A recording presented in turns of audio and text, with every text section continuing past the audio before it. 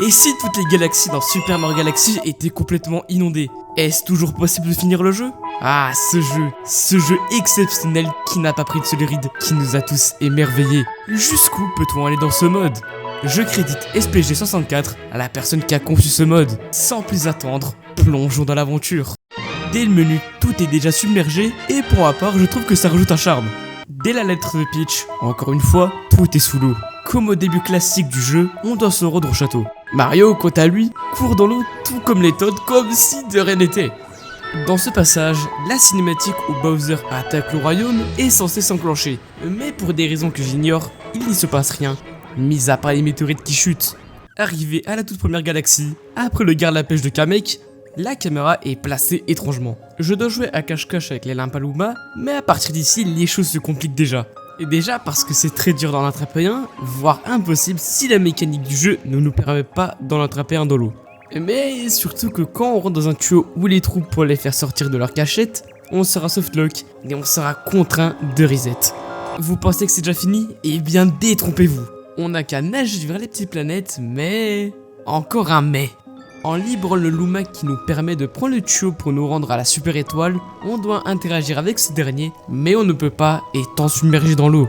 Et ce problème ne sera pas la dernière fois. Ce n'est toujours pas terminé. On peut malgré tout s'y rendre à la nage. Oui, puisque le tuyau nous amène tout simplement dans une zone bien plus loin dans la map, il est techniquement possible de s'y rendre sans en avoir besoin. Je m'y rends et voilà la zone. Grâce au mode, on peut facilement activer les plaques et ne pas les désactiver si on rapace dessus accidentellement. Une fois toutes les plaques activées, on récupère la super étoile et on a terminé avec la toute première galaxie. Quand je vous dis que tout est inondé, tout est vraiment sous l'eau, y compris l'observatoire. On commence les vraies choses sur la planète œuf. Pour commencer, rien de bien compliqué, suffit juste de se rendre au mini-boss. Cependant, il faut bien gérer sa jauge d'air avec précaution, car tout simplement, elle est essentielle pour ne pas se noyer. Arrivé sur sa petite planète, la cinématique se déclenche, je fais le premier coup avec une claque. Le cristal bloque mon passage et je me prends un dégât ridiculement. Je rattrape mon coup en lui mettant une baffe. Il m'en remet un, je le retarde, je récupère une pièce qui me restaure un point de vie et un peu d'air, puis fais le coup de grâce malgré la caméra incontrôlable. Bon, c'est cool, je l'ai vaincu, mais les trucs c'est que j'ai un point de vie restant, plus d'air et me manque de récupérer l'étoile et malheureusement, je perds sur ça. Après une longue péripétie, je le vainc à nouveau et j'obtiens l'étoile pour de bon. Pour la deuxième étoile, nous avons besoin de récolter 100 fragments pour se rendre à la prochaine étoile. Ouais non, pas besoin de nourrir le boeuf Kuluma, on peut aller la récupérer directement. Pour la troisième étoile, on doit affronter Pulpo Boss, le deuxième mini-boss de cette galaxie. On se rend immédiatement sur sa planète. Débutant le duel, je me brûle les fesses 2 fois d'affilée, mais cela m'avantage en restaurant ma jauge d'air, ce qui n'est finalement pas si mal que ça. Pour le battre, il n'est pas nécessaire d'effectuer trop de mouvements, même si nager correctement de gauche à droite pour envoyer les noix n'est pas simple pour moi. Je meurs bêtement, mais finis par le tuer à ma deuxième tentative et je prends l'étoile. Dans la galaxie du royaume des abeilles, la première étoile à récupérer se trouve tout en haut de l'arbre sur une plateforme où se trouve un groupe de Toads, dont le capitaine Toad compte à parler avec pour la récupérer. Je nage jusqu'au sommet, mais il y a un problème. Vous vous souvenez du souci avec le Luma et le tuyau? Ici, c'est le même problème, et il devient impossible de terminer le jeu à partir de là. Et si on décide de passer cette étoile? Non plus. Pour la deuxième étoile, on doit affronter le scarabée avec son bébé qui se trouve en haut du moulin, mais on ne peut pas faire de charge au sol sous l'eau pour les tuer, et ça sera de même pour Scaraboss. J'étais curieux de tester le surf sur cette planète avec ce mode. Je parviens à franchir un mur invisible, mais en montant sur Raymond, oui c'est son nom, on est juste bloqué. Je vais au bout du tunnel, mais on ne sera pas téléporté au circuit car on a besoin de Raymond pour s'y rendre. Pour le boss de ce dôme, il est infaisable. Les billes-balles certes sortent, mais quand ils nous détectent, ils explosent, ce qui rend impossible de libérer la super étoile emprisonnée. Pour faire un résumé de ce dôme, à partir de la galaxie du royaume des abeilles, le jeu ne peut pas être fini et même le boss est imbattable. Je choisis de ne pas en finir ici et tout de même de faire quelques niveaux en plus. Je continue par la galaxie poussière d'étoiles. La première étoile consiste à récupérer les 5 étoiles d'argent réparties dans un endroit pour former une étoile. C'est ça. Bien qu'au début j'ai un peu bavé à cause de la gravité, mais ça va. Une fois arrivé à cet endroit, pas besoin des plateformes, on n'a qu'à nager et collecter les étoiles d'argent et hop, Étoile récupérée. Deuxième étoile de cette galaxie, on doit aller affronter Kamek sur sa flotte. Ne voulant pas prendre le super anneau, je nage en direction des bateaux, mais je me fais inspirer par un trou noir.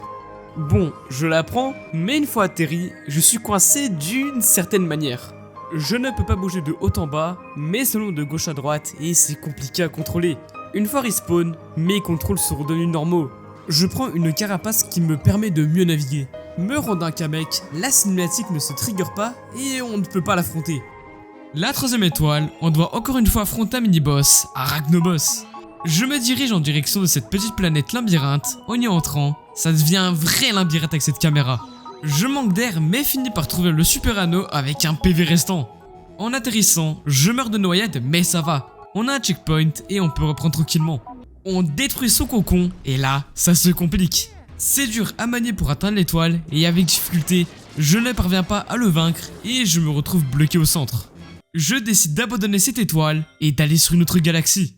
Et pourquoi pas faire le défi de la boule? On peut bel et bien monter sur la boule sans contrainte et faire le niveau normalement tout en gardant notre jauge d'air normale. Petite particularité, il n'y a pas de Goomba puisqu'ils ne sont pas censés être dans l'eau. On passe à la galaxie Volcan de glace. Première étoile, on va tout simplement en direction de la montagne pour encore un mini-boss. Le combat est simple, mais une fois qu'on se fait congeler, c'est fini pour nous. À ma tentative suivante, je le casse en deux et l'étoile est à moi. Notre deuxième étoile se trouve bien loin. Je touche cette boule de lave qui nous restaure notre jauge d'air comme les autres fois.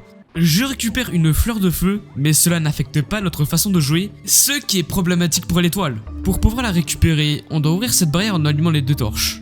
Une idée m'était venue à l'esprit de ramener un Mela, mais ils ne peuvent pas arriver jusqu'ici, ce qui rend impossible de prendre cette dernière. Je pars pour la troisième étoile, toute simple, elle ne se trouve pas loin, aux plateformes de lave et de glace. Avant de prendre l'étoile, j'ai testé la fleur de glace, mais rien de spécial ne se passe. Dommage. Allez, on récupère ça et direction la galaxie plage de Saladier. On nage au sommet de la colline, puis plus qu'à briser les cristals, mais il y a un souci, pour pas changer. Au premier tournoiement, le cristal se fissure, mais au deuxième coup, elle ne se brise pas. Je vais donc à la planète tourbillon, et ici, le cristal se brise étonnamment. Pour conclure, on va aller dans la galaxie Gerbe Infernale pour faire encore une fois Dino Piranha. Oui. En cherchant la planète, je meurs à cause d'une Death Barrier. Je trouve la planète et je passe la Death Barrier. Je brise sa coquille, coup de boule, mais je finis cramé. Mais après 10 minutes sans relâche, bam, je l'ai détruit et j'obtiens l'étoile. J'ai fait mon petit tour sur ce mode sympathique. Encore un big up pour SPG64, le créateur de ce dernier. Avant d'en finir, j'ai des choses à vous dire. Tout d'abord, je voulais m'excuser pour le manque de vidéos parce que j'ai eu quelques petits soucis avec mon PC. Et vous annoncer que je vais bientôt refaire des streams sur Twitch et peut-être aussi sur YouTube si ma connexion le permet, où mes futurs contenus seront diffusés. Si ça vous intéresse, je vous mets tout dans la description. C'était Nougat et on se retrouve pour une prochaine vidéo.